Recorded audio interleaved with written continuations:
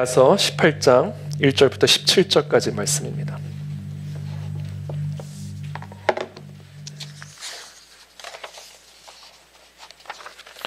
예레미야서 18장 1절부터 17절까지 저와 여러분들이 한 절씩 교독하겠습니다. 저부터 읽겠습니다.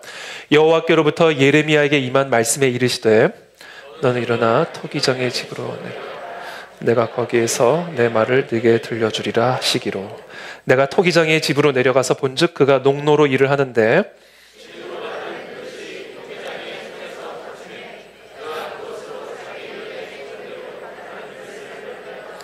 그때 여호와의 말씀이 내게 임하니라. 이르시되 여호와의 말씀이니라. 이스라엘 족속아 이 토기장이가 하는 것 같이 내가 능히 너희에게 행하지 못하겠느냐. 이스라엘 족속아 진흙이 토기장이의 손에 있음 같이 너희가 내 손에 있느냐. 내가 어느 민족이나 국가를 뽑거나 부수거나 멸하려 할 때에 만일 내가 말한 그 민족이 그의 악에서 돌이키면 내가 그에게 내기로 생각하였던 재앙의 뜻을 돌이키게. 내가 어느 민족이나 국가를 건설하거나 심으려 할 때에 만일 그들이 나 보기에 악한 것을 행하여 내 목소리를 청종하지 아니하면 내가 그에게 유익하게 하리라고 한 복에 대하여 뜻을 돌이키리라. 그러므로 이제 너는 유다 사람들과 예루살렘 주민들에게 말하여 이르기를 여호와의 말씀에 보라 내가 너희에게 재앙을 내리며 계책을 세워 너희를 치려 하노니 너희는 각기 악한 길에서 돌이키며 너희의 길과 행위를 아름답게 하라 하셨다 하라.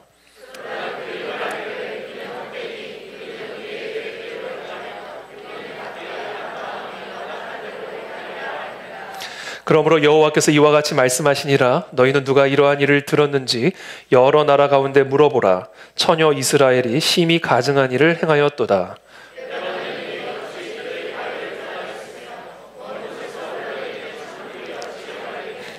물은 내 백성은 나를 잊고 허무한 것에게 분향하거니와 이러한 것들은 그들로 그들의 길 곧 그 옛길에서 넘어지게 하며 곁길 곧 닦지 아니한 길로 행하게 하여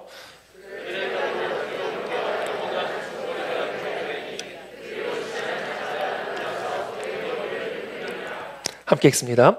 내가 그들을 그들의 원수 앞에서 흩어버리기를 그들의 재난의 날에는 내가 그들에게 등을 보이고 얼굴을 보이지 아니하리라. 아멘. 네, 슬기로운 신앙생활 16번째 회개란 무엇인가 라는 주제를 가지고 오늘 하나님의 말씀 함께 나누겠습니다. 지난 주일 저는 이 징계란 무엇인가 라는 주제를 가지고 하나님의 말씀을 나누었습니다.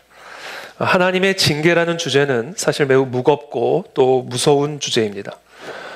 왜냐하면 하나님의 징계는 우리에게 고통을 주기 때문에 그렇습니다. 성경에서 하나님의 징계를 표현할 때 일반적으로 사용하는 단어는 이런 것들이죠. 채찍질, 풀무불, 연단, 광야, 포로, 사슬. 하나같이 우리들에게 고통의 공포를 불러일으키는 단어들입니다. 그래서인지 많은 사람들은 이 하나님의 징계를 하나님의 저주와 같은 것으로 오해하는 경향이 있습니다. 사실 하나님의 저주와 하나님의 징계는 우리들에게 상당한 고통을 준다는 점에서 비슷한 것이 사실입니다. 그러나 그 결정적인 차이가 이 둘 사이에는 있는데 그것은 바로 목적지가 다르다라는 사실입니다. 하나님의 저주는 소멸과 진멸이 그 목적입니다. 하지만 하나님의 징계는 사랑과 회복이 목적입니다. 하나님의 저주는 회초리로 쳐서 죽이는 것이 목적이지만 하나님의 징계는 회초리로 쳐서 살리는 것이 목적입니다.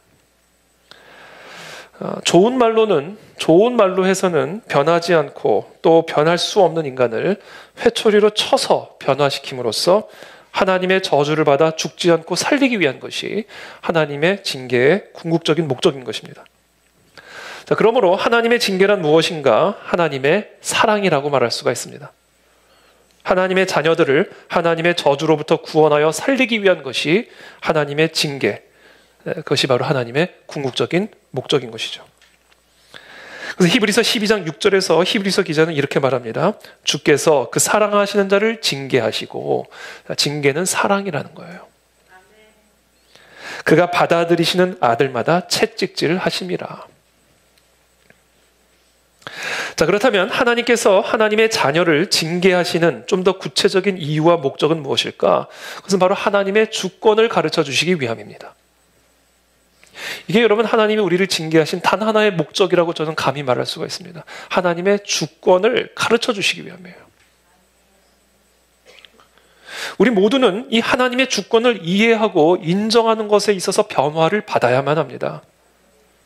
그래야 하나님의 저주가 아닌 하나님의 축복을 받아 살 수가 있습니다. 이게 오늘 본문의 메시지죠. 여호와께로부터 예레미야에게 하나님의 말씀이 임하십니다. 너는 일어나 토기장의 집으로 내려가라. 내가 거기에서 할 말을 네게 들려주리라. 예레미야는 토기장의 집으로 내려가죠. 그때 그 토기장이가 물레 위에서 토기를 빚는 것을 보게 됩니다. 진흙으로 만든 그 그릇이 토기장의 손에서 터졌어요. 그러자 그가 그것으로 다시 자기 의견에 좋은 대로 새롭게 그릇을 빚어가는 모습을 보게 됩니다. 그 순간 여호와의 말씀이 예레미야에게 임하십니다. 6절의 말씀이죠. 여호와의 말씀이니라 이스라엘 족속아 이 토기장이가 하는 것 같이 내가 능히 너희에게 행하지 못하겠느냐? 이스라엘 족속아 진흙이 토기장의 손에 있음같이 너희가 내 손에 있느니라. 내가 어느 민족이나 국가를 뽑거나 부수거나 멸하려 할 때에 만일 내가 말한 그 민족이 그의 악에서 돌이키면 내가 그에게 내리기로 생각하였던 재앙에 대하여 뜻을 돌이키겠고 너희가 내 손 안에 있는 것처럼 내가 뽑고 싶으면 뽑을 수 있고 내가 세우고 싶으면 세울 수 있는 이 모든 것이 나에게 속한 주권이라는 사실을 너희가 알고 그 주권을 인정하는 그 길로 돌아서면 그러면 내가 너희에게 내리치려던 재앙을 돌이키겠고 9절에 내가 어느 민족이나 국가를 건설하거나 심으려 할 때에 만일 그들이 나 보기에 악한 것을 행하여 나의 주권을 인정하지 않고 악한 것을 행하여 내 목소리를 청종하지 아니하면 그러면 내가 그에게 유익하게 하리라고 한 복에 대하여 뜻을 돌이키리라. 그러므로 이제 11절에 너는 유다 사람들과 예루살렘 주민들에게 말하여 이르기를 여호와의 말씀에 보라 내가 너희에게 재앙을 내리며 계책을 세워 너희를 치려 하노니 너희는 각기 하나님의 주권을 인정하지 않은 그 악한 길에서 돌이키며 하나님의 주권을 인정하지 않은 너희의 길과 행위를 아름답게 변화시켜라. 그렇죠? 이 말씀을 들은 이스라엘 백성들의 반응이 12절에 나옵니다. 그러나 그들이 말하기를 이는 헛되니 헛소리라는 거예요. 우리는 우리의 계획대로 행하며 우리는 각기 악한 마음이 완악한 대로 행하리라 하느니라.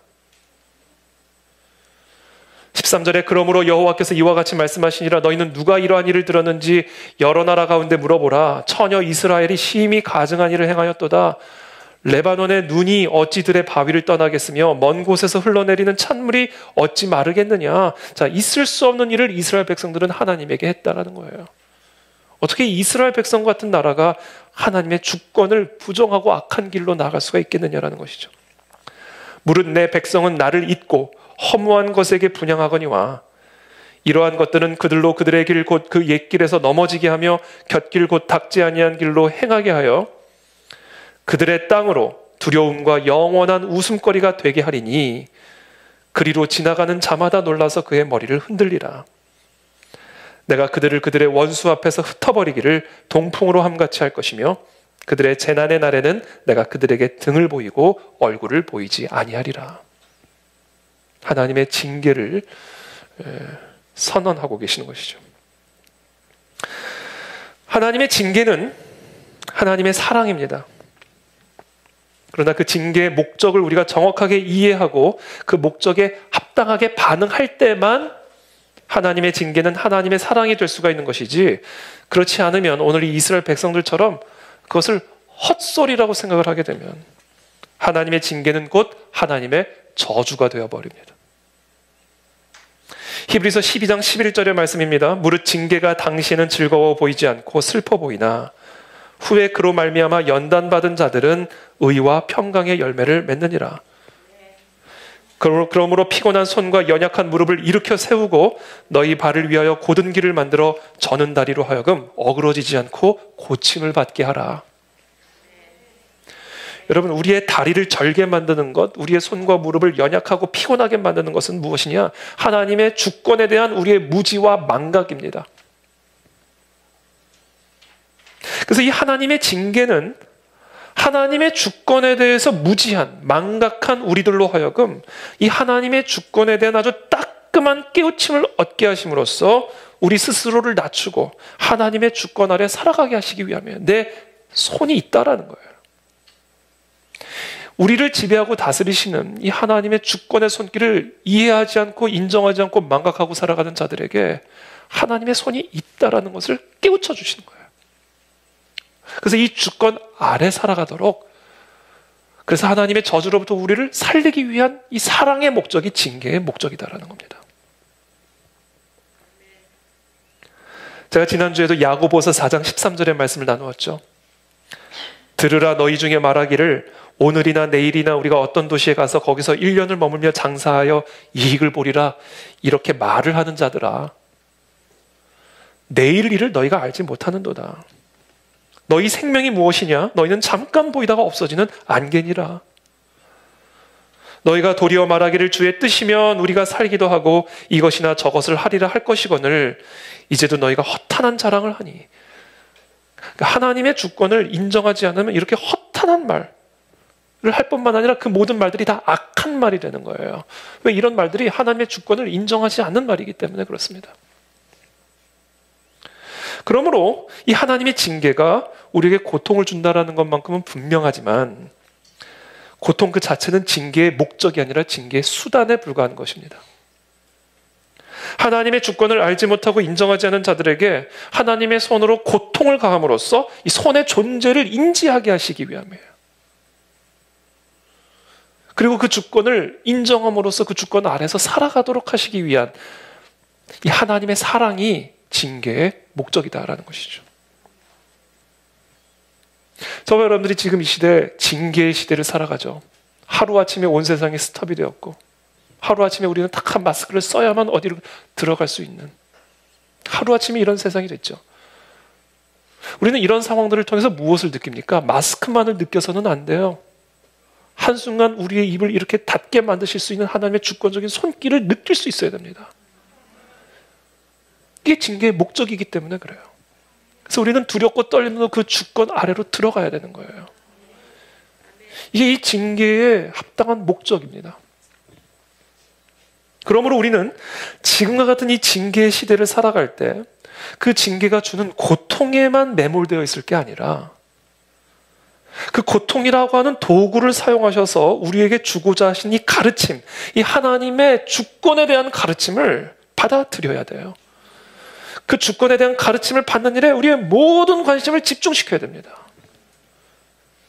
그래서 하나님은 이 바벨론의 포로로 끌려가 70년 동안 징계를 받게 될 이 이스라엘 백성들에게 이 징계의 궁극적인 목적은 너희들에게 재앙을 주기 위한 게 아니라 평안을 주기 위한 것이고, 그리고 이 징계가 정말로 너희들에게 진정한 미래와 희망이 되고자 한다면 우리들의 생사화복, 삶과 나라를 다스리시는 하나님의 주권을 반드시 이해하고 인정해야만 한다는 거예요. 그래서 하나님은 지금 예레미야를 토기장의 집으로 보내셔서 토기장이 손 안에서 무슨 일이 일어나고 있는지를 보게 하셨고 그 말씀을 대언하게 하신 것입니다. 이게 오늘 우리가 들어야 할 하나님의 말씀입니다. 우리 시편 47편 2절 말씀 한번 다 같이 함께 읽어보겠습니다. 읽겠습니다. 시작.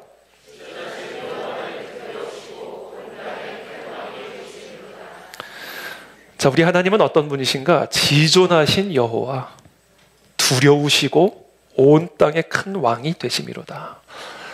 여러분, 우리가 항상 이와 같은 말씀으로 찬양을 하고 기도를 하죠. 근데 이것이 너무 우리의 입술에 익숙한 나머지 때로는 정말 이 말씀이 어떤 의미인지를 좀 깊이 묵상하지 못할 때가 있습니다.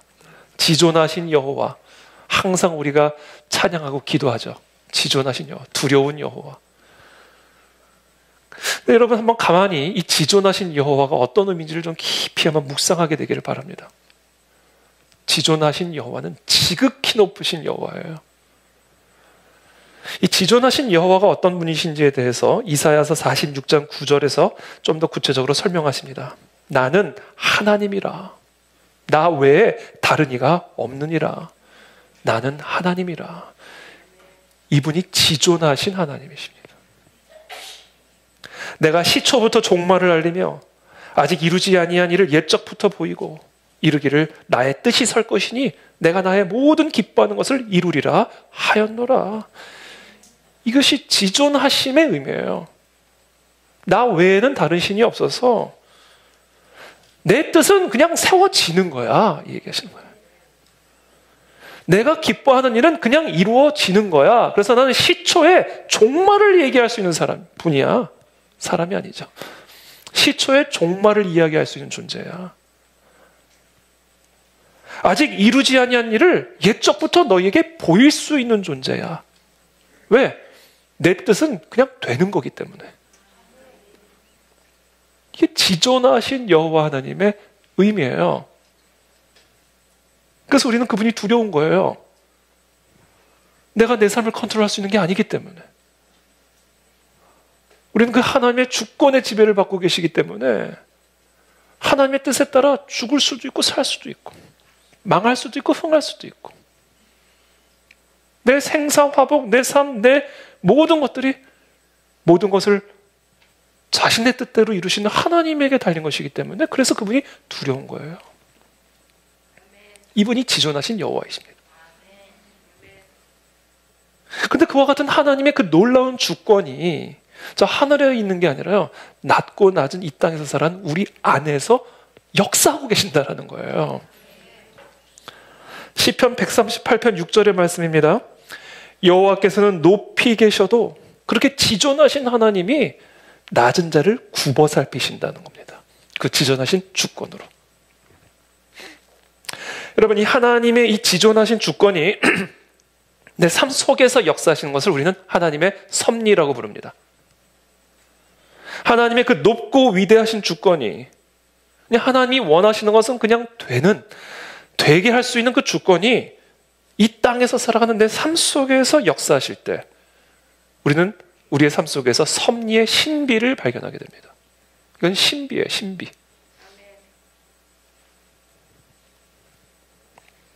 왜냐하면 이 땅에서는 그냥 안 되는 것 투성이에요. 이 땅에서는 그냥 슬픈 것 투성입니다. 이 땅은 그냥 고통 투성이에요. 우리의 이런 삶 속에 그냥 원하면 되시는 분이 역사를 하신다는 거예요.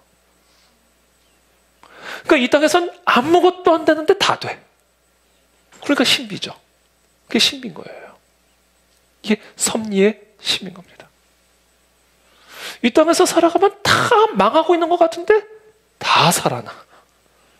이게 신비입니다. 그래서 시편 57편에서 다윗은 이렇게 고백합니다. 내가 지존하신 하나님께 부르짖으며, 그렇죠? 이 땅에서 낮고 낮은 이 땅에서 살아간 우리들이 지극히 높으신 주권을 갖고 계신 그 하나님께 부르짖는 거예요. 나를 위하여 모든 것을 이루시는 하나님께로다. 여러분, 하나님의 이 지존하신 주권은요, 언제나 하나님의 자녀를 위하는 방식으로만 일하십니다. 나를 해치고 나를 괴롭히는 것처럼 보이는 그 어떤 일들이라 할지라도 그것이 더해지고 더해지고 또 더해지면 결국 다 나를 위하는 일로 결론 지어져요. 그래서 섭리의 신비입니다. 여러분, 성경에 보면 이와 같은 섭리의 신비를 잘 보여주는 인생들로 가득합니다. 대표적인 인물 꼽으라고 한다면 여러분 누구를 꼽으시겠어요? 요셉입니다. 형들의 시기를 받아서 형들이 죽이려고 하죠. 얼마나 미웠으면 죽이려고 해요. 그러다 죽이지는 않고 구덩이에서 끄집어내가지고 노예로 팔죠. 그래서 보디발의 노예로 팔려갑니다. 보디발의 노예로 팔려 들어가가지고 또 보디발의 아내 때문에 누명에 쓰여져가지고 감옥에 들어갑니다. 그런데 결론은 뭐예요? 총리예요. 제가 수학은 잘 못하지만 이것을 한번 수학 방정식으로, 삶의 방정식으로 제가 한번 만들어 봤어요. 형들의 시기 더하기 살인 미수 더하기 보디발의 노예 생활 더하기 누명 더하기 감옥은 총리예요. 이게 섭리의 신비입니다. 하나님이 원하시면 그냥 되는 거예요. 룻이죠. 룻. 또 다른 인물을 꼽으려 한다면 이스라엘의 기근이 불어닥쳤습니다.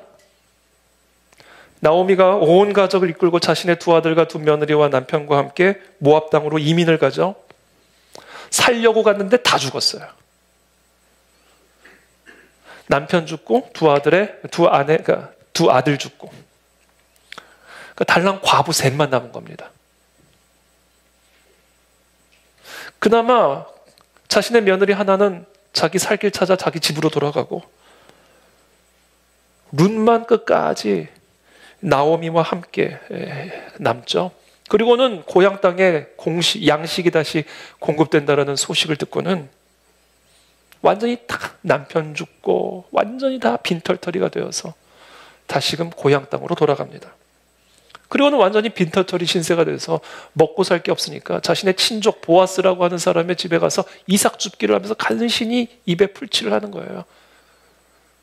그러다가 보아스와 결혼을 하게 돼서 결국 누가 돼요? 아들의 아들을 낳는데 다윗이 나와버리는 거예요. 증조 할머니가 되죠. 이것을 제가 또 수학 방정식으로 만들었어요. 기근 더하기 이민 더하기 죽음, 남편의 죽음, 아들의 죽음 더하기 과부 더하기 빈털터리 더하기 이삭 줍기 더하기 결혼은 뭐예요? 다윗의 증조 할머니예요. 그냥 하나님이 원하시면 그냥 되는 거라니까요. 그러니까 이 하나님의 이 지존하신 주권이 아무것도 되지 않은 기근과 같은 이 땅에 역사하시면 이게 신비로운 일이 일어나는 겁니다. 신비로운 일. 바로 이와 같은 섭리의 신비가 저와 여러분들의 삶을 둘러싸고 있다는 거예요. 그것을 가르쳐 주시기 위한 게 징계의 목적입니다. 이거를 알아야 된다는 거예요.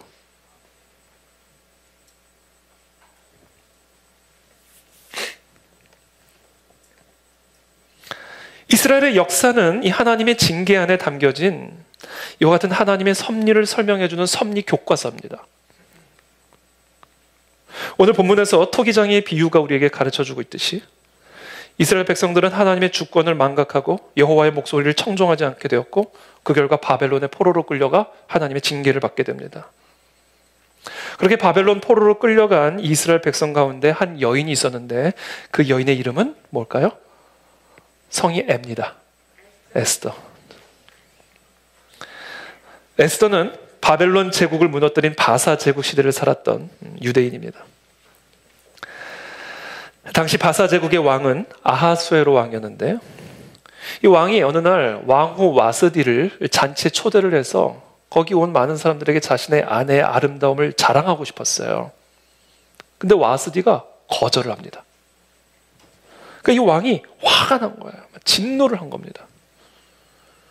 그래서 이 왕이 와스디를 폐위를 시켜버리고 새 왕후를 뽑기로 결정을 한 겁니다. 여러분, 왕후 자리가 웬만해선 나오지가 않아요. 이게 이 티오가 나올 수 없는 자리입니다. 이 자리가. 근데 티오가 나왔어요. 또 여기서 뭔가 심상치 않은 게 일어나는 겁니다. 에스더는 자신의 사촌 오빠, 참고로 에스더는 고아죠. 고아 출신이에요. 그래서 자신의 사촌 오빠가 자기를 딸처럼 키웠어요. 이 모르드게의 권면을 받아서 그 왕후 자리에 응모를 하게 되고 결국 치열한 경쟁률을 뚫고 바사 제국의 왕후가 됩니다. 방정식, 고아 포로 더하기 고아는 뭐예요? 왕후예요. 그러던 어느 날 아하수에로 왕의 오른팔과 같은 하만이라는 사람이 대궐 문 앞을 지나갈 때 모든 왕의 신하들이 하만 앞에서 절을 하는데 모르드게만 무릎을 꿇지도 않고 절하지도 않았어요. 그러니까 화가 난 거예요. 이 하만이. 그래서 이 모르드게를 죽이겠다로 마음먹는데 이 모르드게만 죽여서도 성이 안 풀리는 거예요. 그래서 이 모르드게의 모든 민족을 죽이겠다라고 결정을 합니다. 자, 이와 같은 민족적인 위기에 처한 모르드게는 왕후 에스더에게 이 모든 상황들을 전달을 하고 네가 왕후의 자리를 얻게 된 게 바로 이때를 위함이 아닌 줄 누가 알겠느냐, 이렇게 말을 하면서 에스더의 역할을 독려합니다. 에스더는 말하죠. 당신은 모든 유대인들을 다 모으고 나를 위해서 금식하라. 왕의 규례를 어기고 왕에게 나아가리니 내가 죽으면 죽으리라. 유대인을 멸절시키려는 하만의 음모는 변함없이 순조롭게 진행이 되고 있었습니다. 높이가 50규빗이나 되는 나무 장대를 세워놓고 모르드게와 유다 민족 전체를 멸절시킬 모든 준비를 완전히 다 마친 상태였어요. 다음날 아침 그 장대에 모르드게를 매달 참이었습니다. 그런데 그날 밤에 마침 아하스웨로 왕이 그날따라 잠이 오지를 않아요. 그래서 자기 신하에게 역대 일기를 좀 가지고 와서 읽어다오 명령을 합니다. 그것을 신하가 역대 일기를 쭉 읽는데 그때 마침 이 아하스웨로 왕을 암살하려고 했던 계획이 모르드게에 의해서 발각되어서 암살을 모면한 내용을 읽게 됐어요. 모르드게 덕분에 자신의 생명을 건져낼 수 있었다는 것을 그때 비로소 깨닫게 된 겁니다. 그 사실을 처음 알게 된 왕이 신하에게 질문합니다. 이 모르드게에게, 나의 생명을 건져준 이 모르드게에게 어떤 영예와 지위가 보상이 됐느냐? 아무런 보상이 없었습니다. 라는 사실을 알게 된 이 아하수에로 왕이 즉각적으로 걔 밖에 누가 있느냐? 근데 그때 마침 하만이 다음날 아침 모르드게를 장대에 매달 것을 허락받기 위해서 그 문 앞에 기다리고 있었던 거예요. 하만이 네, 제가 있습니다. 들어오라. 그리고는 이 모르드게에게 합당한 영예와 지위를 보상할 것을 명령합니다. 그러니까 모르드게를 죽이려던 하만에게 모르드게를 높이라는 명령을 받고 나온 거예요. 결론적으로 결국 하만이 모르드게를 매달려고 했던 그 장대에 결국은 자기가 매달려서 죽임을 당하죠. 삶의 방정식, 하만의 분노 더하기 하만의 치밀한 계략 더하기 나무 장대는 뭐예요? 하만의 죽음이요 이스라엘의 승리입니다. 하나님이 원하시면 되는 겁니다. 하만이 무슨 계략을 짜든 소용이 없는 거예요. 이게 하나님의 지존하신 주권이다. 그리고 이 주권이 우리 안에 섭리의 신비를 만들어낸다. 이 신비가 우리를 지배하고 있다니까요. 우리를 둘러싸고 있습니다.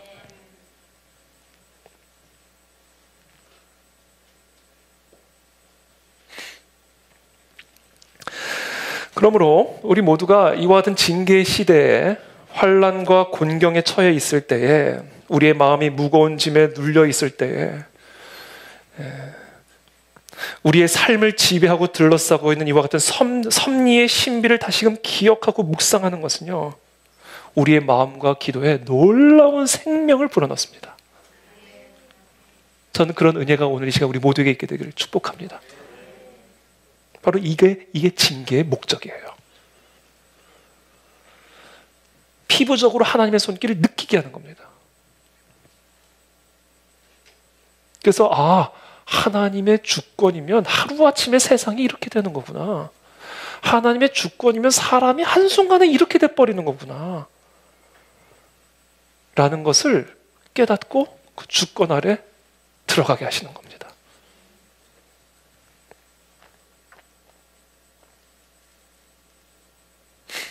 그러므로 지금과 같은 징계의 시대에 환난과 곤경에 둘러싸여 있는 것처럼만 보일 때에 우리가 그 징계를 받는 우리의 합당한 태도는 무엇인가? 섭리의 신비를 계속해서 기억하고 묵상하는 거예요. 이 사실을 계속해서 묵상하는 겁니다. 고통스러울수록 이 고통의 손길이 하나님의 손길이라는 것을 기억하는 겁니다.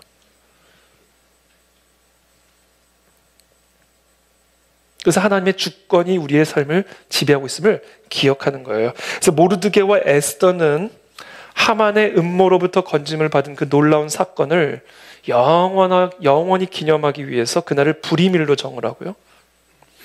각 지방, 각 읍, 각 집에서 대대로 그날을 그들의 후손들에게 계속해서 기념하게 했어요. 계속 기억하라는 거예요. 이 섭리의 신비를.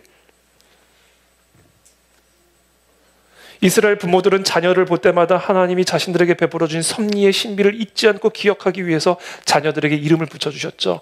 예를 들면 사무엘, 하나님에게 구하였다라는 이름이죠. 이 아들은 하나님에게 구해서 주신 아들이다. 지난 오랜 시간 동안 정말 말할 수 없는 고통과 울분과 한, 그렇게 구하고 기도했음에도 불구하고 아들을 주시지 않았던 그 모든 일련의 사건들 안에 하나님의 섭리가 있었고 하나님의 주권이 있었음을 이 아이들이 보인다, 보여주고 있다라는 것을 항상 기억하고 기념하기 위해서 이름 자체를 사무엘로 지어버렸어.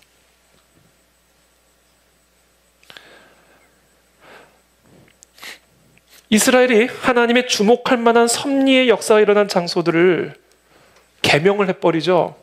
베델. 하나님의 이 섭리의 신비를 계속해서 기억하는 거예요. 베델, 베델, 베델. 때로는 성도들이 하나님에게 새로운 이름을 붙여드리기도 합니다. 아브라함은 자기에게 나타나신 이삭을 제물로 바치라고 하는 도무지 이해할 수 없는 이 모든 일련의 사건들을 통해서 하나님은 공급하시는 분, 놀라운 섭리의 신비를 찬양하죠. 여호와 이레의 하나님. 계속해서 기억하는 거예요. 기념하는 겁니다. 이 섭리를. 이 섭리가 나를 지배하고 다스리고 있음을. 기도원은 여호와 샬롬이라는 이름을 붙여드리죠. 때로는 하나님이 스스로를, 하나님 자신을 소개하십니다. 갈대아인의 우르에서 이끌어낸 여호와, 애굽에서 인도하여 낸 여호와. 자, 결국 이 모든 것들이 뭐예요? 하나님이 하나님의 주권으로 하나님의 백성들을 위해서 역사하신 이 놀라운 섭리의 신비들을 계속해서 기억하고 기념하게 하시기 위함입니다.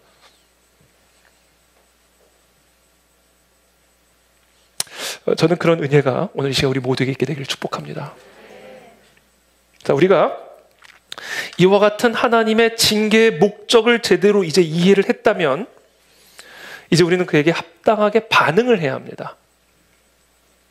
우리의 피곤한 손과 연약한 무릎을 강하게 해서 고침을 받아야만 합니다. 하나님의 주권을 망각하였고 부정하였고 인정하지 않았던 것들을 이제 인정하는 태도로 고침을 받아야 돼요. 자, 이와 같은 고침을 받는 것을 뭐라고 부르는가? 회개라고 부르는 겁니다. 회개.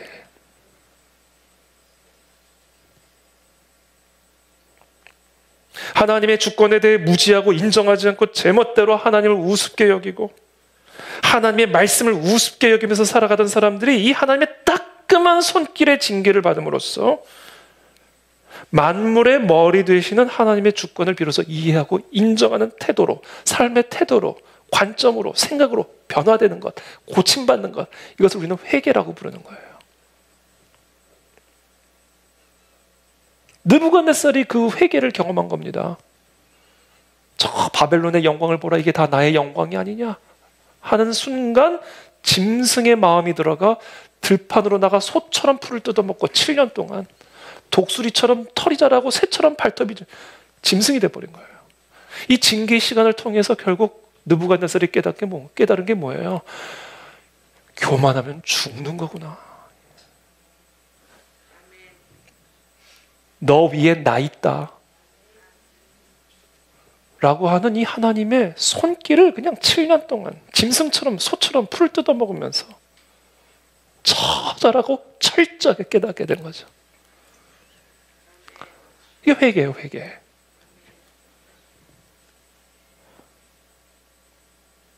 그 같은 회개의 역사가 오늘 우리 가운데 일어나게 되기를 축복합니다.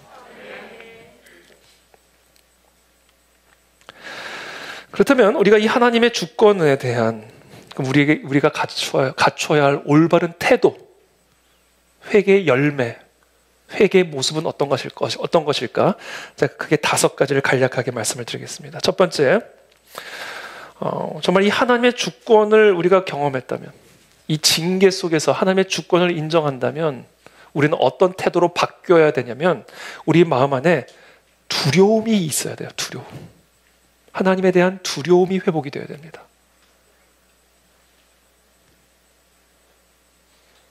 하나님은 하나님이 원하는 대로 그냥 하시는 분이기 때문에, 그래서 나의 생사가, 나의 화복이 나에게 달린 게 아니라 온전하게 그냥 하나님의 뜻에 달린 것이기 때문에 내가 하나님의 뜻 앞에 제대로 서 있나? 이게 항상 두려워야 돼요. 내가 지금 하나님의 마음에 합한 상태인가를 두려워하면서 감찰해야 된다는 거예요. 왜? 내 삶이 나에게 달린 게 아니기 때문에. 내가 무슨 발버둥을 친다고 되는 문제가 아니기 때문에. 하나님이 노 하면 그냥 노예요. 그냥. 그걸로 끝이라고. 그러니까 이와 같은 하나님의 주권을 이 징계를 통해서 정말로 제대로 깨달았다면 우리의 삶에 일어나야 할 근본적인 태도의 변화가 있어요.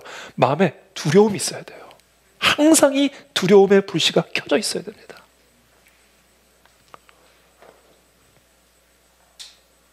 왜 사람들이 영적인 것, 영원한 것에는 그렇게 무관심하면서 썩어 없어질 물질적인 것, 세상적인 것에는 그렇게 관심이 많을까?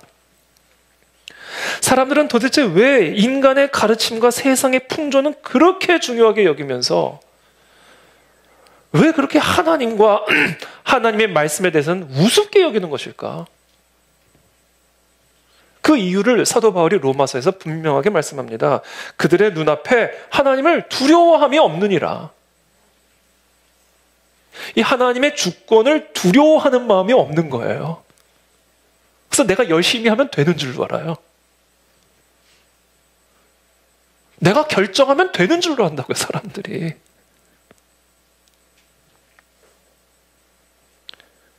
그러니까 지금과 같은 징계 시대에 우리 모두가 강조하고 또 강조하고 또 강조할 사실이 하나가 있다면 그거는 우리 하나님이 우리가 두려워해야 할 뿐이다라는 사실이에요.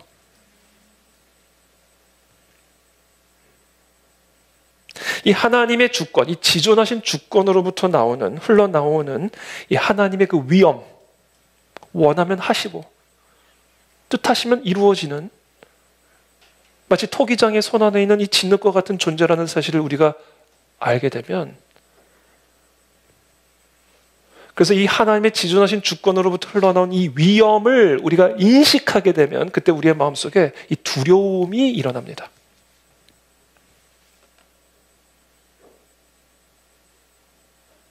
아마도 이 이스라엘의 포로, 그러니까 바벨론으로 끌려간 70년간의 징계 시간을 보낸 이 이스라엘 백성들의 마음 안에 바로 그와 같은 두려움이 회복됐을 거예요. 그냥 돌아와서는 70년 포로 생활 끝내고 이스라엘 땅으로 돌아와서는 그냥 펑펑 우는 거예요. 이 말씀 앞에서. 펑펑 우는 겁니다. 너무 두려운 거예요. 진짜 죽는 거구나, 이게.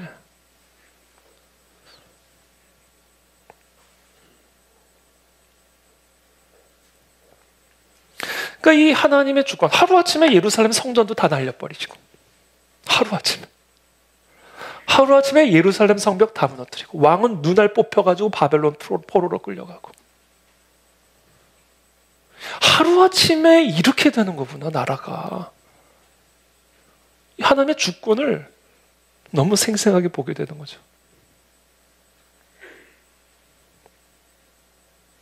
그러니까 이와 같은 하나님의 주권에서부터 흘러나오는 이 하나님의 위엄, 이 지존하심을 우리가 인식하게 되는 순간 우리의 마음 안에 너무나 자연스럽게 두려움이 발생해요. 두려움.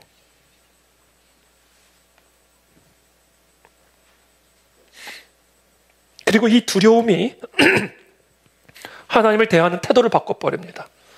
하나님의 말씀을 대하는 태도를 바꿔요. 하나님의 주권을 인정하는 태도에 대한 근본적인 변화, 회개를 일으키는 동력, 그게 바로 하나님의 주권으로부터 흘러나오는 이 위엄에 대한 인식이에요. 거기서부터 흘러나오는 이 두려움이 회개를 일으키는 동력이 됩니다. 그게 징계의 목적이에요. 저는 오늘 이 시간 저와 여러분들의 마음속에 이 하나님에 대한 두려움의 불씨가 회복이 되기를 축복합니다.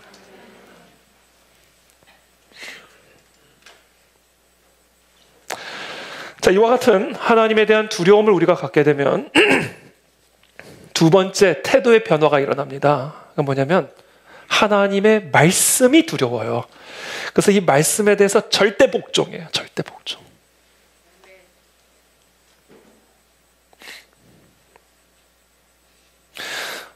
사람들은 불순종, 그러니까 인간의 여러분 가장 본질적인 본성이자 죄성은요, 불순종입니다. 이게 인간의 가장 본질적인 죄송합니다. 본성이고 죄성이에요. 여러분 우리 애들이 얼마나 이뻐요. 근데 때리잖아요. 때리잖아요. 말로는 안 되는 거예요. 이 인간의 이 불순종이라고 하는 죄성은요, 말로는 안 되는 겁니다. 그래서 우리는 필연적으로 징계를 피할 수가 없어요.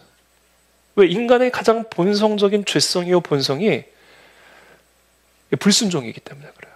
창세기 3장 선악과의 내용이 우리에게 가르쳐 주는 거죠. 그리고 이 불순종의 뿌리는 뭐예요? 교만이에요. 그러니까 결국 이 인간의 가장 본질적인 본성이자 바꿀 수 없는 본성이에요. 타고난 본성이요 죄성은 바로 이 교만과 불순종입니다. 그리고 이 교만과 불순종은요, 맞아야만 변화됩니다. 맞아야만. 오죽하면 우리가 우리 애들을 때리겠어요.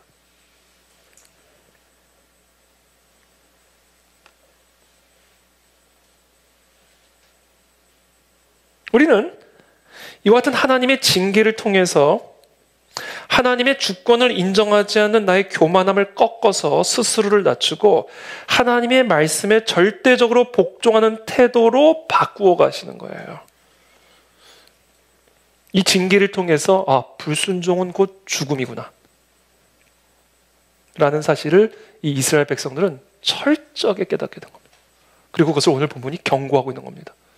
너는 내 손 안에 있는 진흙과 같은 존재, 내 주권을 인정하면 살 거야. 그러나 계속해서 너희의 마음을 완악하게 하여 나의 주권을 부정하면, 그래서 내 말이 지금 예레미야를 통해서 대언하고 있는 나의 이 말을 헛소리라고 생각을 하면 죽는 거야. 이거는 죽는 거야. 이거는 저주야, 저주.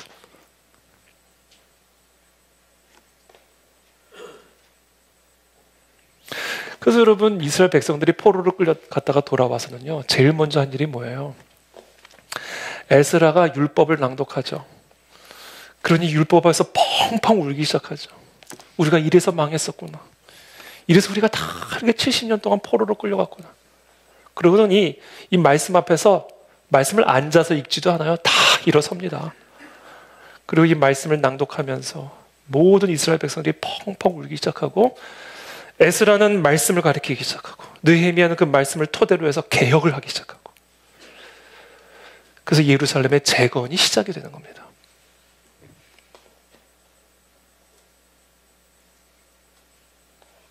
느헤미야 10장 34절의 말씀이죠. 제가 한번 쭉 읽어드릴게요. 우리 왕들과 방백들과 제사장들과 조상들이 주의 율법을 지키지 아니하며 주의 명령과 주께서 그들에게 경계하신 말씀을 순종하지 아니하고, 그들이 그 나라와 주께서 그들에게 베푸신 큰 복과 자기 앞에 주신 넓고 기름진 땅을 누리면서도 주를 섬기지 아니하며 악행을 그치지 아니하였으므로 우리가 오늘날 종이 되었는데, 곧 주께서 우리 조상들에게 주사 그것의 열매를 먹고 그것의 아름다운 소산을 누리게 하신 땅에서 우리가 종이 되었나이다. 여러분, 계속해서 하나님의 주권을 인정하지 않고 계속해서 그렇게 살다 보면요, 어느 순간 종이 되어 있는 여러분 자신을 반드시 발견하게 될 겁니다. 이게 하나님의 주권이에요. 반드시 망해 있는 나 자신을 보게 될 거예요. 이게 하나님의 주권입니다.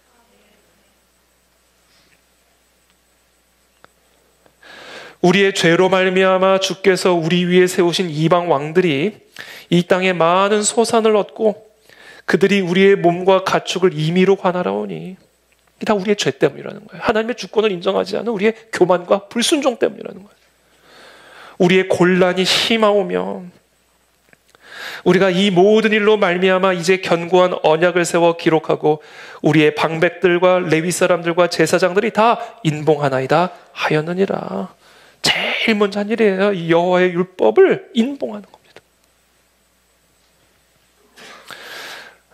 그러니까 우리가 이 하나님의 이 주권에서부터 흘러나오는 이 위엄을 인식하게 되면 우리 마음 안에 경건한 두려움이 살아나게 되고, 이 경건한 두려움은 우리로 하여금 여호와의 율법을 두려워하여 절대 복종하게 하는 힘으로 나아가게 된다는 겁니다.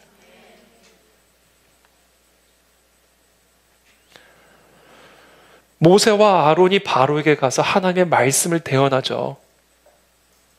모세와 아론이 바로 앞에서 하나님의 말씀이라고 하면서 대언을 합니다. 이 히브리 노예들을 다 해방시켜서 저 약속의 땅에 가서 하나님께 예배하게 하라. 하나님의 말씀입니다. 라고 대언을 합니다. 근데 그때 이 바로가 그 말씀 앞에 어떤 반응을 보이는지 아세요? 출애굽기 5장 2절이죠. 바로가 이르되 여호와가 누구이기에 내가 그의 목소리를 듣고 이스라엘을 보내겠느냐. 나는 여호와를 알지 못하니 이스라엘을 보내지 아니하리라. 정확해요. 이 바로의 이 말은요, 너무나도 정확하고도 정직한 말이에요. 하나님이 누군지를 모르니까, 하나님의 주권이 어떤 건지를 전혀 모르기 때문에 하나님의 말씀이라고 대언을 하는데, 도대체 여호와가 누구라고 내가 그 말에 순종하겠느냐? 여러분, 바로 입장에서 자신의 노예들이 믿는 신의 말이 뭐 얼마나 대단하게 들렸겠어요. 자기 노예들이 섬기는 신이니까 그 신도 자기 노예나 다름없다고 생각했을 거예요, 아마도.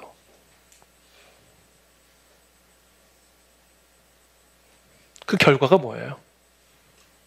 아주 혹독한 징계를 받죠. 10가지의 재앙이 그냥 시리즈로 이어집니다. 시리즈로. 1번, 2번, 3번, 4번, 9번까지. 시리즈로.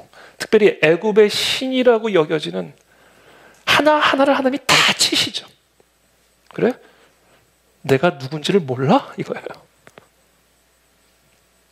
그래도 말을 안 들으니까 최악의 장자를 치시죠. 아들을 죽여요. 그렇게 함으로써 하나님의 주권적인 손길을 보여주시는 겁니다. 내가 누군지를 알라는 거예요. 이 모든 사건을 통해서. 하나님이 이렇게 말씀하시는 거예요. 출애굽기 7장 4절입니다. 바로가 너희의 말을 듣지 아니할 터인즉 내가 내 손을 애굽에 뻗쳐 여러 큰 심판을 내리고 내 군대 내 백성 이스라엘 자손을 그 땅에서 인도하여 낼지라. 그러니까 이 모든 10가지 재앙을 통해서 하나님의 주권이 어떤 건지를 이 바로가 알아야 보내줄 거다. 내가 내 손을 애굽 위에 펴서 이스라엘 자손을 그 땅에서 인도하여 낼 때에야 애굽 사람이 나를 여호와인 줄 알리라. 하나님을 두려워하는 자는요, 하나님의 말씀을 두려워합니다. 취사 선택하지 않습니다. 왜냐하면 거기에 내 삶과 죽음이 달려있기 때문에 그래요. 이 사실을 우리가 알게 되면 이 징계를 통해서 이 여호와의 말씀이 이렇게 두려운 것이구나, 내 생명이 말씀 한 구절에 달려있는 것이구나라는 것을 깨닫게 되면요, 이 하나님의 말씀인 성경과 그 가르침을 경멸하는 게 이게 얼마나 무시무시한 일인지를 알게 되는 거예요.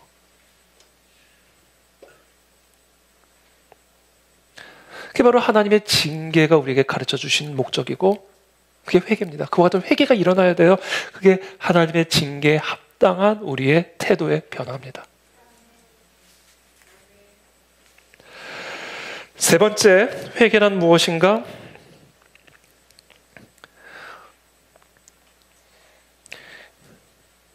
하나님께 완전히 다 내어 맡기는 태도를 갖게 되어 있어요. 이게 뭐 내가 발버둥을 친다고 되는 게 아니라, 이게 하나님의 주권이 나를 다스리고 있기 때문에 우리가 하나님의 주권을 진정으로 깨닫게 되면, 그래서 그분이 무슨 뜻이든 무슨 뜻을 갖고 있든 그 뜻대로 된다는 사실을 인정하게 되면요, 어떤 삶의 태도를 갖게 되냐면 하나님은 하나님의 뜻대로 우리에게 행하실 수 있는 완전한 권리가 있음을 인정하게 됩니다.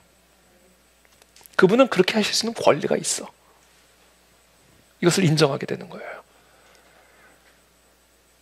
토기가 토기장이에게 왜 나를 이렇게 만들었습니까? 라고 따질 수가 없는 것이듯이 토기장의 마음대로 토기를 쓸 수도 있고 안 쓸 수도 있고 이렇게 빚을 수도 있고 저렇게도 빚을 수 있는 것처럼 하나님은 하나님이 뜻하신 대로 내 삶에 우리에게 행하실 수 있는 권리가 있음을 인정하는 태도를 갖게 됩니다. 그런 태도를 가져야 된다는 거예요. 하나님은 그렇게 하실 수 있는 권리가 내게 있습니다.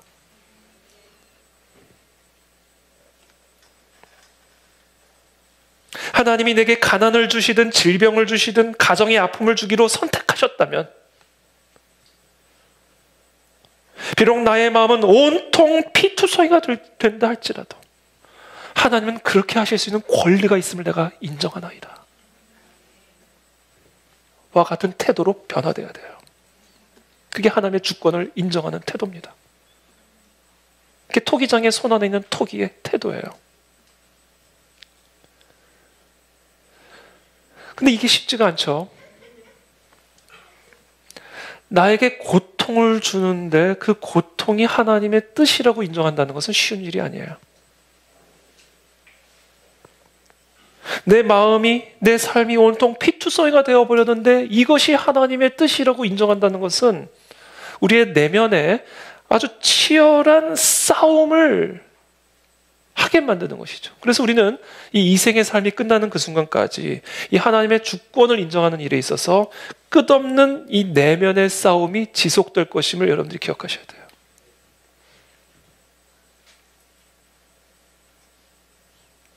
우리에게 대표적인 예로 보여주신 분이 예수 그리스도이시죠. 내 아버지여 만일 할만하시거든 이 잔을 내게서 지나가게 하옵소서. 그러나 나의 원대로 마시옵고 아버지의 원대로 하시옵소서. 비록 내가 하나님의 아들이시지만 하나님은 나를 원하신다면 십자가에 못 박아 죽일 수 있는 권리가 있으십니다. 비록 나는 이 잔을 마시고 싶지 않지만 하나님이 마시란다면 나는 마셔야만 하는 의무가 있나이다. 이게 하나님의 절대적인 주권을 우리에게 보여주시는 모범이죠. 에스더도 마찬가지예요. 규례를 어기고 왕에게 나아가리니 죽으면 죽으리이다. 내가 왕의 규례를 어기고 왕에게 나아가 말을 건널 때에 정말 그것을 통해서 하나님이 이스라엘 민족을 구원하고자 하신다면 나는 비록 왕의 규례를 어기고 나가 죽을 죄를 지을지언정 나는 불멸의 존재가 될 것이다. 하나님의 주권이 나를 다스리시니까. 그러나 죽어야 한다면 그것 역시 하나님의 주권이다.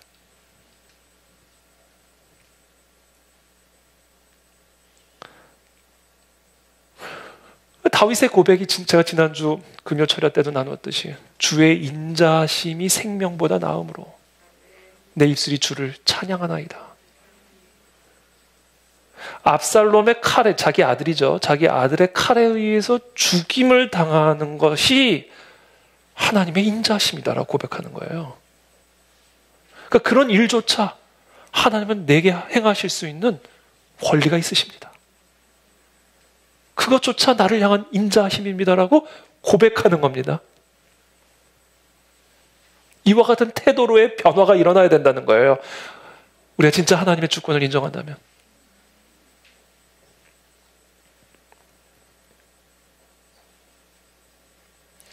근데 바로 그 순간에 이게 참 합리적으로, 자연적으로는 참 이해가 안 되죠.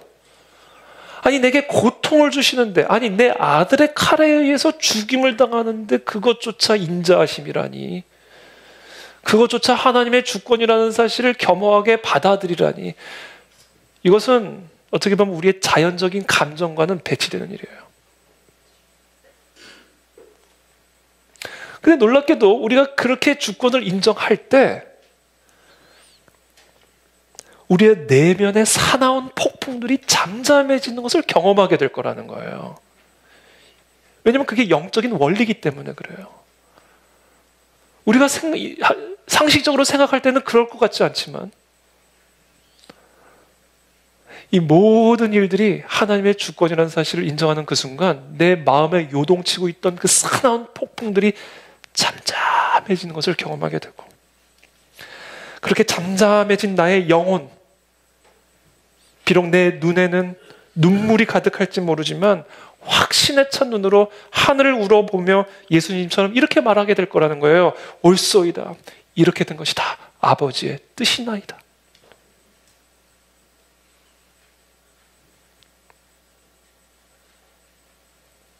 이게 영적인 신비입니다. 이 영이 그렇게 반응하는 거예요. 영이. 그게 진리고 현실이기 때문에 그래요. 하나님의 주권은 언제나 우리에게 선한 방식으로만 역사하기 때문에 비록 우리의 물질적으로 육체적으로 그것이 내게 고통을 주고 눈물을 주고 아픔을 준다 할지라도 그것조차 하나님의 주권으로 인정하는 그 순간 내 영이 반응을 하는 거예요. 평안함으로. 하나님의 주권이 그런 거예요. 하나님의 주권. 사무엘서 3장에 보면 하나님은 어린 사무엘에게 계시를 주시죠. 엘리 대제사장의 두 아들을 그들의 죄 때문에 죽이시겠다는 거예요. 사무엘은 이 메시지를 엘리 대제사장에게 전합니다. 여러분, 아버지에게 이보다 더 무섭고 두려운 소식이 어디 있겠습니까? 전혀 마음의 준비가 안 된 상태에서 자신의 두 아들이 하나님의 심판을 받아 죽게 되리라는 말을 들었을 때 엘리 대제사장의 마음은 폭풍을 일으켰을 거예요. 근데 그때 엘리 대제사장이 어떻게 반응을 했는가? 이렇게 반응을 합니다. 그가 이르되 이는 여호와이시니 선하신 대로 하실 것이니라 하니라. 그렇죠? 하나님은 선하신 분이세요. 그 선하신 하나님이 주권적으로 내 두 아들을 치시겠다고 하셨으니 그대로 될지어다. 이 하나님의 주권적인 섭리를 인정하는 거예요.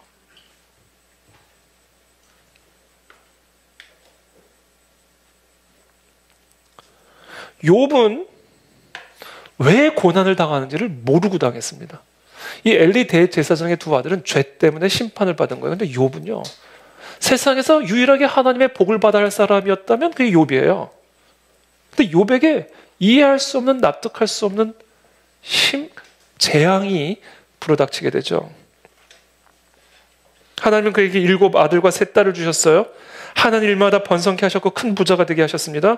그러나 순식간에 하루아침에 모든 게 다 뒤바뀌어 버리죠. 가축뿐 아니라 자녀까지 다 잃어버렸어요. 자녀들이 큰 바람에 집이 무너져 내리면서 다 죽었습니다. 욥은 도무지 자신에게 임한 이 고통과 재앙을 이해할 수가 없었어요. 그래서 그 고통의 원인을 끝까지 추적하기로 결정을 합니다. 그래서 그렇게 추적을 하고 또 추적을 하고 또 추적을 했더니 그 모든 재앙의 뒤에 누가 계시나? 하나님의 손이 있었어요. 그리고는 이렇게 고백하는 겁니다. 주신 이도 여호와시요 거두신 이도 여호와시오니 여호와의 이름이 찬송을 받으실지니이다 하고, 이 모든 일에 욥이 범죄하지 아니하고 하나님을 향하여 원망하지 아니하니라. 이게 진정으로 하나님의 주권을 인정하는 태도입니다. 하나님의 주권을 우리가 진정으로 인식을 하게 되면 토기장이 되신 하나님께서 하나님 자신의 뜻대로 진흙을 마음대로 빚을 수 있는 권한이 있음을, 절대적인 권한이 있음을 우리는 인정해야만 한다는 거예요. 우리는 그와 같은 인정을 통해서 섭리의 신비로 나아가게 되는 거예요. 그 과정을 통과하는 순간 우리는 이제 섭리의 신비로 나갑니다. 아까 제가 수학 방정식 말씀드렸잖아요. 그걸 기억하세요. 요셉의 삶을 지배하던 수학 방정식, 룻의 삶을 지배하던 인생 방정식, 그것들을 기억하십시오. 에스더의 삶을 지배하던 방정식. 나를 고아로 태어나게 하시다니가 아니라 나를 고아로 만드실 수 있는 권리가 하나님에게 있나이다. 나를 노예로 팔려가게 하신 그 하나님의 권리, 절대적인 권리임을 내가 인정하나이다. 그렇게 하나, 두 개가 더해지고 더해지고 더해지면 총리가 되고 왕후가 되고 승리가 되는 겁니다. 그래서 우리가 이와 같은 하나님의 절대적인 주권을 인정하게 되면 네 번째, 회개의 열매를 맺게 되는데 그것은 범사에 감사하는 태도를 갖게 됩니다. 이게 하나님의 주권을 인정하는 순간 갖게 되는 태도의 변화예요. 다 감사하게 됩니다. 좋은 일, 나쁜 일, 기쁜 일, 슬픈 일, 원했던 일, 원하지 않았던 일, 그냥 다 감사하게 돼요. 이게 다 하나님의 주권으로 주어진 일이기 때문에.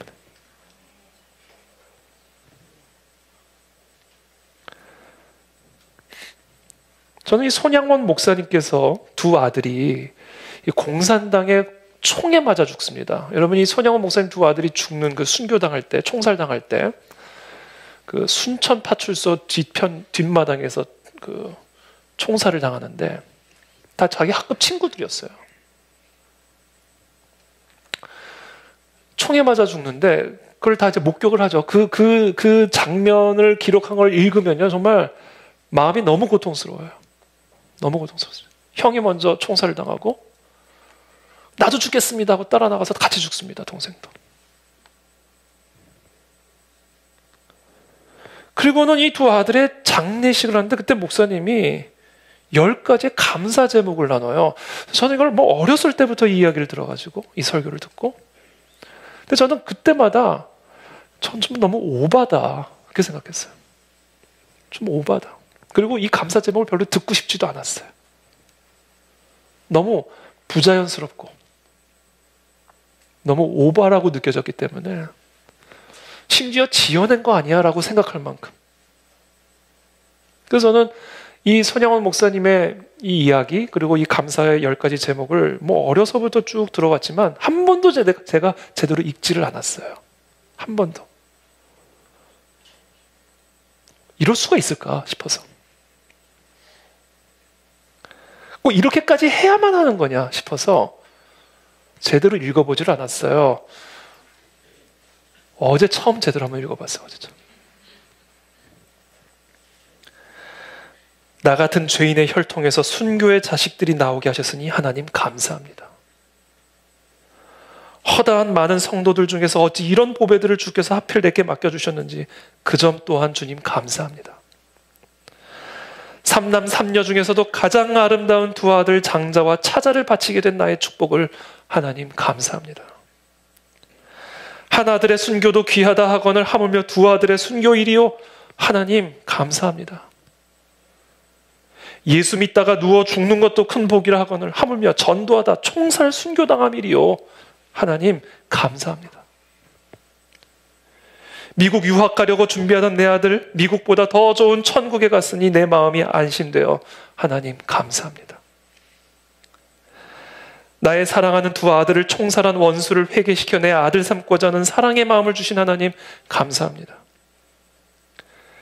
내 두 아들의 순교로 말미암아 무수한 천국의 아들들이 생길 것이 믿어지니 우리 하나님 감사합니다. 이 같은 역경 중에서도 이상 8가지 진리와 하나님 사랑을 찾는 기쁜 마음, 여유 있는 믿음 주신 우리 주 예수 그리스도께 감사합니다. 이렇게 과분한 축복 누리게 되는 것을 또한 감사합니다. 이렇게 10가지 감사의 제목을 자신의 두 아들이 총살당해 죽임당한 장례식에서 낭독을 하시는 것이죠. 그것조차 하나님의 주권으로 받아들이시는 거예요. 그리고 이것이 하나님으로부터 나온 주권이라면 이것은 우리 모두에게 유익할 수밖에 없음을 인정하는 태도입니다. 그래서 감사한 거예요. 물론 이것이 영적으로 그렇게 감사한 반응이 나온 것이기도 하겠지만 동시에 감사를 찾는 거죠. 감사를 내는 거죠. 왜? 이게 인간적으로 자연적으로는 슬프지만 그러나 이 모든 일들이 하나님의 주권으로 말미암은 일이라는 것을 인정할 때 이 모든 상황 속에서 내가 감사할 것을 찾는 거예요. 그래서 그것을 감사하는 겁니다. 그때 진짜 감사의 영이 나를 지배하기 시작하는 거예요. 이게 영적인 원리다라는 겁니다. 이게 영적인 현실이에요. 왜? 이 모든 일들은 하나님의 주권으로 말미암는 일이고 하나님의 주권으로 말미암는 일은 우리에게 그것이 고통스럽든 고통스럽지 않든 무조건 우리에게 유익이 되고 선한 것이 되기 때문에 처음에는 감사를 찾아야 될지는 모르지만 어느 순간 나도 모르게 감사가 터져 나오게 되어 있다는 거예요. 영이 그렇게 반응할 수밖에 없다라는 겁니다. 그것을 인정하는 순간에.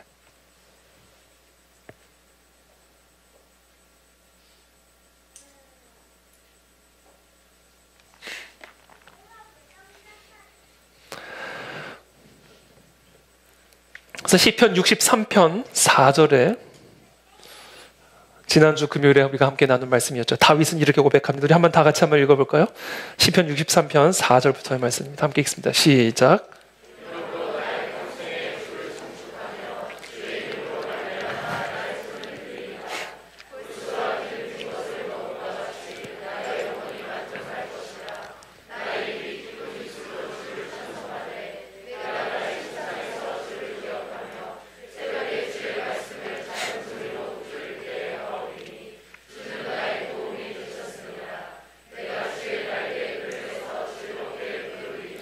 아멘. 제가 아까도 말씀드렸잖아요. 지금 이 다윗의 이 고백은요, 편안한 상황 속에서 예루살렘 자신의 궁전에서 고백하는 게 아니에요.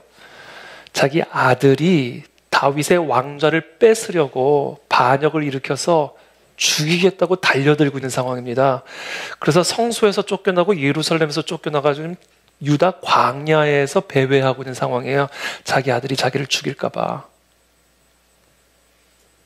자, 그런 상황 속에서 지금 뭐를 하고 있어요? 주를 송축하며 주의 이름으로 나의 손을 들리이다. 이 모든 것이 하나님의 주권적인 섭리 안에서 일어나는 사실을 내가 받아들이고 그 하나님을 찬양할 때 내 영혼이 골수와 기름진 것을 먹은 것처럼 만족하게 될 것이다. 나의 입이 기쁜 입술로 주를 찬송하되 내가 나의 침상에서 주를 기억하며, 그러니까 기억을 해야 되는 거예요. 이거는 자연적으로 되는 게 아닌 거예요. 하나님의 그 섭리의 신비를 끊임없이 기억해야 되는 거예요. 그래 이 어처구니 없는 고통스러운 상황조차 하나님의 섭리의 손길에 지배를 받고 있음을 기억해낼 수가 있는 겁니다. 새벽에 주의 말씀을 작은 소리로 읊조릴 때, 내가 나의 침상에서 주를 기억하며 새벽에 주의 말씀을 작은 소리로 읊조릴 때 잠이 오겠어요? 언제 아들이 불어닥쳐서 죽일지를 모르는데 광야에서 잠이 오겠습니까? 들짐승이 오고 가는 그 광야에서. 그러니까 새벽에 깨죠. 새벽에 깨면 두렵죠. 그때 주의 말씀을 계속 읊조리는 거예요. 섭리의 신비의 기록. 제가 아까 말씀드린 삶의 방정식을 여러분 꼭 외세요. 그걸 계속해서 암송을 하는 겁니다. 그러면서 내 기억이 죽어가지 않게, 내 기억이 소멸되지 않게, 그래서 하나님의 주권에 대한 나의 인정이 약화되지 않게 침상에서 새벽마다 계속해서, 그러니까 이런 노력들이 치열한 내면의 싸움이 우리는 이 땅을 떠나는 그 순간까지 계속해서 이루어질 거예요.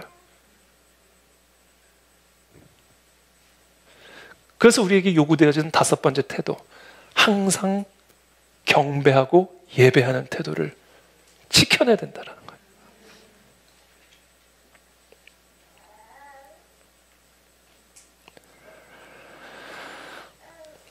하나님의 주권은요, 무한히 지혜롭고 무한하게 선하신 분이에요.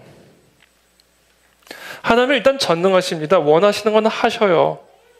불가항력적이고 되돌릴 수가 없습니다. 그런 점만 생각하면 두렵죠. 우리가 뭘 할 수 있는 게 없으니까. 그러나 하나님의 그 불가항력적인 능력은 우리에게 항상 유익을 주시기만 할 뿐입니다.